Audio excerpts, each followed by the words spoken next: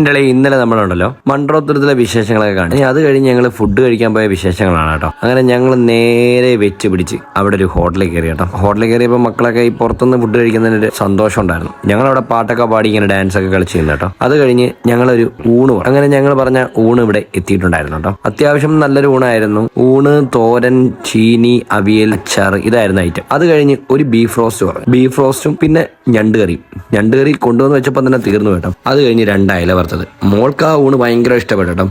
ഈ ഊണ് കൊണ്ടുവന്ന് വെച്ചിട്ട് ഇങ്ങനെ വീഡിയോ എടുക്കുന്നതെന്ന് വെച്ച് കഴിഞ്ഞാൽ ഭയങ്കര ബോറാ.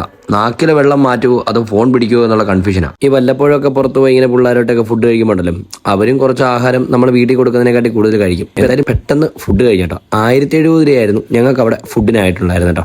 എന്തായാലും നഷ്ടമില്ലായിരുന്നു, നല്ലൊരു ഫുഡായിരുന്നു.